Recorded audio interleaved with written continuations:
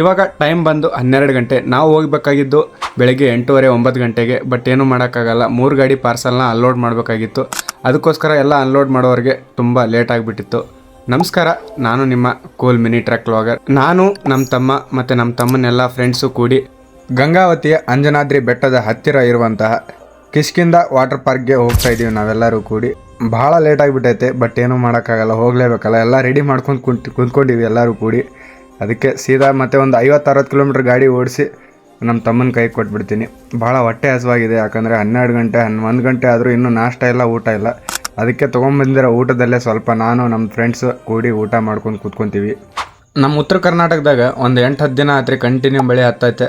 ಅದಕ್ಕೋಸ್ಕರ T V ಡ್ಯಾಮ್ನಾಗ ಅಂದರೆ Tungabhadra ಡ್ಯಾಮ್ನಾಗ full ನೀರು ತುಂಬ್ಕೊಂಡೈತೆ. ನೀರು ರಿಲೀಸ್ ಮಾಡ್ಯಾರ, ಗೇಟ್ ಎಲ್ಲ ಓಪನ್ ಮಾಡಿದ್ದಕ್ಕೆ. ನೋಡಿರಿ ನೀರು ಎಷ್ಟು ಅದಾವ ಅಂತೇಳಿ ನೋಡಾಕೋತೀವಿ ನಾನು ನೀವು ಎಲ್ಲರೂ ಕೂಡಿ. ಇಷ್ಟು ನೀರು ಹರಿಯಾಗುತ್ತಾವೆ. ಇನ್ನೊಂದು 2 ತಿಂಗಳ 3 ತಿಂಗಳ ಬಿಟ್ಟು ಬಂದು ನೋಡ್ರಿ, ಎಲ್ಲ ಒಣಗಿಬಿಟ್ಟಿರ್ತೈತಿ, ಏನೂ ಇರಲ್ಲ, ಬರೀ ನೀರೇ ಇರಲ್ಲ ಸ್ವಲ್ಪ. ಕೊನೆಗೂ ದೋಸ್ತರ ಜೊತೆ ಮಾತಾಡ್ತಾ ಕಿಷ್ಕಿಂಧ ರೆಸಾರ್ಟಿಗೆ ಬಂದುಬಿಟ್ಟಿವಿ. ವಾಟರ್ ಪಾರ್ಕ್ಗೆ ಹೋಗ್ಬೇಕಂದ್ರೆ ಇನ್ನೂ 2 ಕಿಲೋಮೀಟ್ರ್ ಒಳಗೆ ಹೋಗ್ಬೇಕ್ರಿ. ಒಳಗೈತೆ ಅದು ವಾಟರ್ ಪಾರ್ಕು. ಕೊನೆಗೂ ನಾವು ರೆಸಾರ್ಟ್ಗೆ ಬಂದುಬಿಡ್ತೀವಿ. ದೊಡ್ಡವ್ರಿಗೆ ಬಂದು 250 ರೂಪಾಯಿ ಮತ್ತು ಚಿಕ್ಕ ಮಕ್ಕಳಿಗೆ ಬಂದು 225 ರೂಪಾಯಿ.